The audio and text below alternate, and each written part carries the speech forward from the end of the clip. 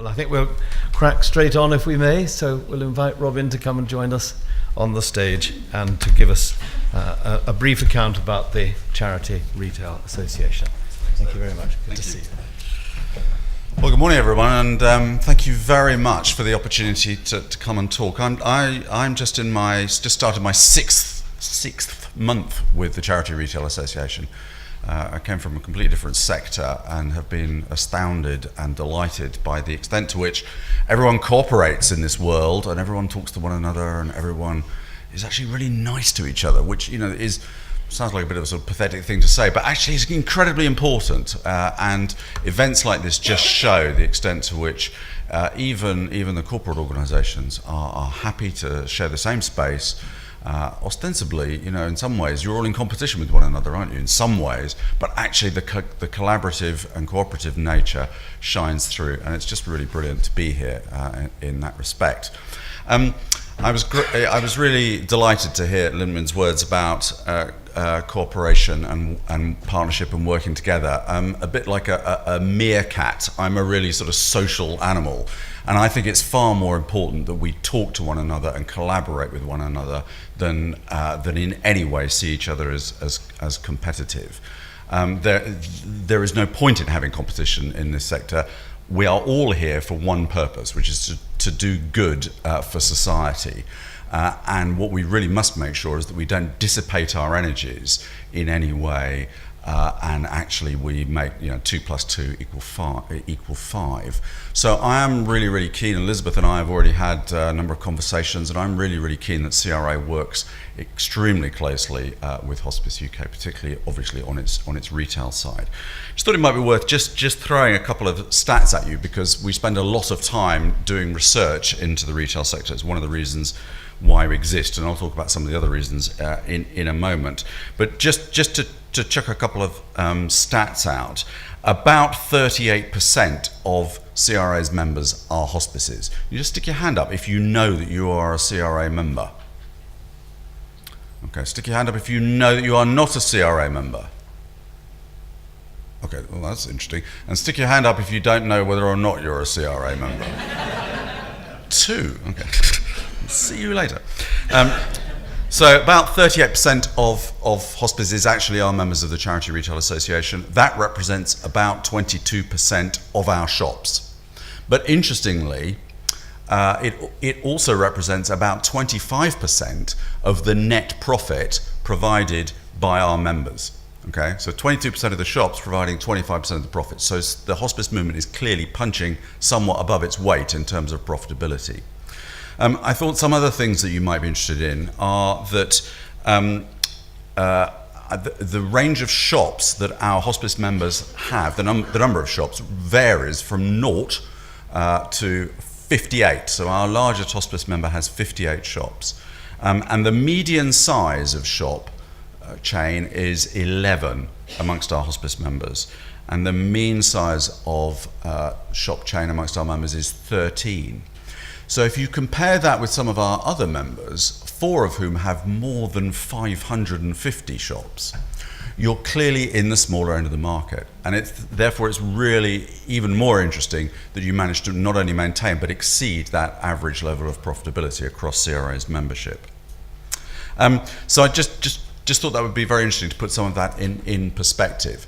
What does CRA do? I think it's probably worth reiterating that. So obviously we've mentioned a lot of research, but I think one of the interesting things is because we actually have a figure in the region of 85% of all charity shops in the UK in our membership, representing about 90% of those charities that own shops. Because of that, we do have quite a lot of lobbying muscle, and we do spend quite a lot of time working on that. So just to give you an example, in Northern Ireland, over the last few months, I've been spending an extraordinary amount of time in Belfast, working on their business rates campaign, because still is to an extent, a serious threat in Northern Ireland that the Assembly will do something drastic to business rates in business rate relief in Northern Ireland, which was potentially very painful for our Northern Ireland members.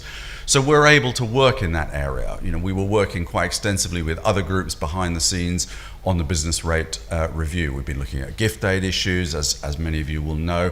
We've been looking significantly at the apprenticeship levy, which may not affect many of you, but may well affect some. We've been looking extensively at the national living wage and lots of other things as well. But I think those are sort of reactive issues. Those are issues where we are actually having to deal with things that are, if you like, being thrown at us, or things that we perceive might be on the horizon. What is much more significant, I think, and what is something that we really need to be getting into over the next few months, is to be a lot more proactive. So in the next few months, you'll see a launch of a thing we're calling the Social Value Toolkit.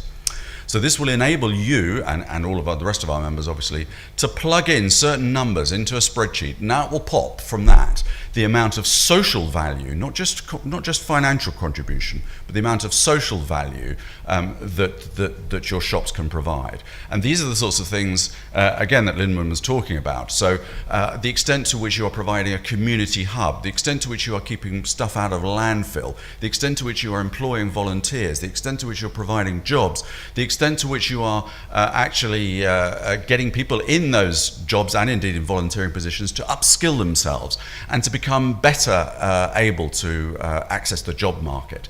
So all of these social value activities are, I think, incredibly important, and it's really important for us as an association, as a trade association, to be out there, making that case, pushing the boat out for those kinds of things, with obviously your help. And I want to quote two examples very quickly, and then I need to stop talking, because I'm only really Caroline's warm-up act anyway, and you're just waiting to see her. So I shall not be very much longer. First thing I want to say about social impact is that we very deliberately, the campaign that we've been running in Northern Ireland has been called More Than a Shop.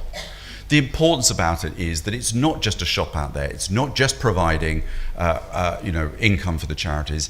It is exactly that shop window. No pun intended. It is a shop window for the charities. It's a portal. It's a community hub. So the More Than a Shop campaign, the name reflects that. The second thing is just an example of the sorts of things that we can do. A couple of weeks ago, we actually ran a pop-up shop in London. And we had people coming in, we asked our members to donate goods to that shop on a sale or return basis, and we had people coming in to be styled, free styling sessions. But we hadn't intended to make any money. We made £7,000 during the course of a 7-day period. We had 2,000 people walking in that shop. There is a fantastic appetite for charity retail out there. Don't let those people who are, who knock it in any way, don't let them have their say. This is a really exciting world where you can buy fantastic goods at very cost-effective prices. But equally important than that is the impact that it has out there on the high street and in the community. So have a great conference. I'm really looking forward to seeing all the sessions, because it's good. I haven't been to a CRA conference yet, so I'm really looking forward to seeing how it should be done, so that we can take all of those learning experiences to our conference at the end of June. Have a great time, and thank you very much for the invitation.